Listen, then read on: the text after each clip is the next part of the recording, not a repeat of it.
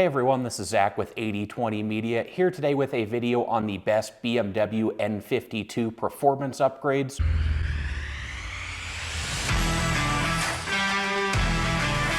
Before jumping into the bulk of the video here, I do just have a couple quick housekeeping notes. So in this video, when it comes to specific power numbers, I'm more or less ignoring the N52 B25 or the 2.5 liter variant of the engine. Many of the same concepts and mods that we discussed do apply to the smaller 2.5 liter variant of the N52. It's just with the lower displacement, the power numbers and actual power gains from various mods are going to be a little bit different. So mostly just looking at the N52 B30 or the 3.0 liter variant of the N52 engine. With that said, there are a few different power ranges for the N52, anywhere from 215 horsepower up to 268 horsepower. Now, mechanically, these N52s are virtually identical. The biggest differences between the 215 horsepower variants up to the 268 horsepower variants really just comes down to differences in the factory tune, as well as some changes to the intake and exhaust manifold. So a couple different accessories, but ultimately those are a couple of the components that we will be discussing when it comes to upgrades. All of these 3-liter variants of the N52 will effectively end up in the same horsepower ballpark. It's just that lower power variants found in models like the 25i and 28i are going to have a lower starting point, so the power gains are going to look a bit more impressive compared to something like a 330i model, which already has the more powerful 255 horsepower variant. Power gains are going to look a little bit lower there since it does already have a couple of these upgrades that we will be discussing throughout the video. That said, let's go ahead and jump in and talk about the best BMW N52 performance upgrades. Number one on the list, we have a 3-stage intake manifold, also sometimes referred to as a DISA manifold or DISA. This is the standard intake manifold on most 30i models. So any of those 30i models that you see at 255 or 268 horsepower, they already have this 3-stage intake manifold that we're talking about.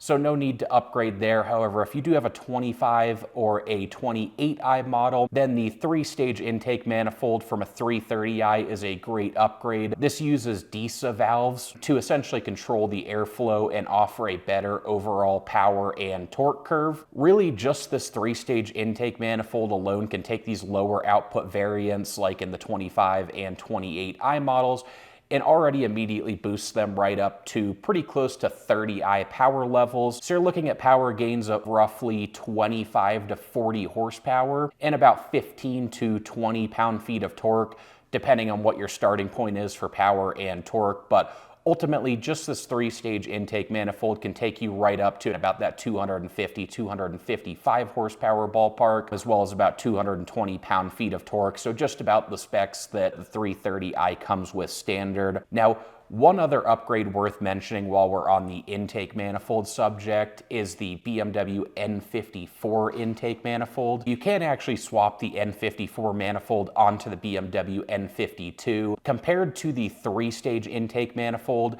the N54 manifold is going to offer slightly better peak power, maybe an extra 3 to 7 horsepower. At the very top end of the RPMs, it's going to offer a much more linear power band compared to the 3-stage DISA manifolds.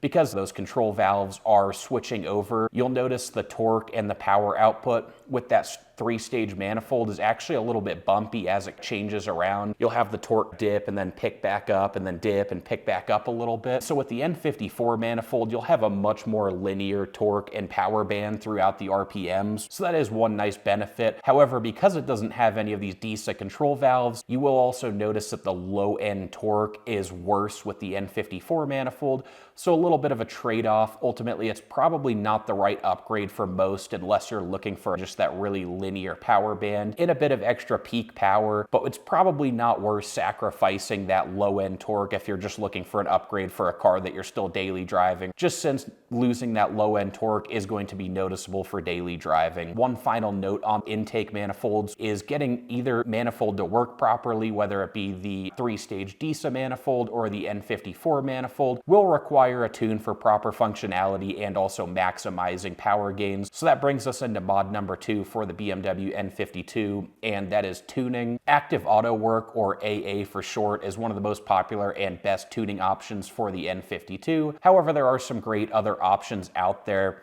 Now, when it comes to a tune on a naturally aspirated engine, gains are a little bit limited. So with a tune, you're probably looking at about 5 to 10 horsepower and roughly the same 5 to 10 torque. Pretty solid gains for just a tune. However, really the biggest benefit is going to be the fact that it helps maximize gains from additional mods like the 3-stage intake manifold we just talked about and a couple of the other mods that we'll continue to discuss throughout this video. One final thing worth mentioning, if you do opt for a custom tune, you might be able to squeeze out a few extra horsepower. However, we'd recommend holding off on any custom tuning until you have all of the bolt-ons that you want, you have the car in a place that you're happy with, and you're just looking to fine-tune things and maybe squeeze out those couple extra horsepower and get things running a little bit smoother and a little bit better. Moving on to upgrade number 3 for the best BMW N52 performance upgrades, we have an exhaust manifold, or also referred to as headers or exhaust headers. Really, behind an intake manifold, headers are going to be the next best upgrade in terms of a basic bolt-on power mod for the N52. The ultimate goal with headers is to reduce back pressure. By reducing back pressure, this allows the N52 to pick up roughly about 10 to 15 wheel horsepower and about 10 wheel torque. Very impressive gains for headers there. When it comes to sound, with headers, assuming you have a stock exhaust, the headers will offer a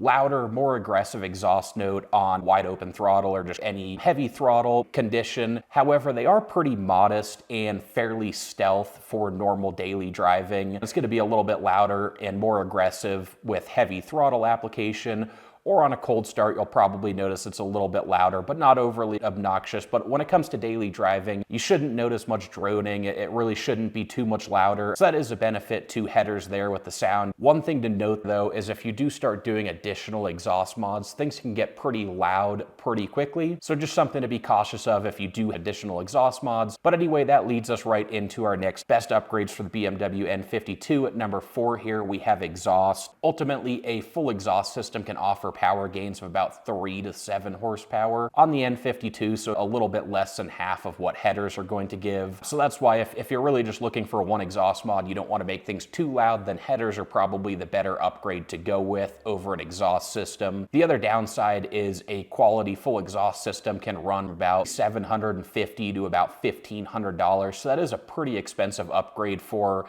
relatively modest 3 to 7 horsepower gains, which is ultimately why we would recommend sticking with headers over an exhaust system if you are looking for a balance of not being too loud but also maximizing your power and torque gains. Moving on to upgrade number 5 for the N52, we have an intake. An intake is a great mod for a few reasons. It's cheap, it's simple, it's super easy to install. So those are a couple nice benefits of an upgraded intake.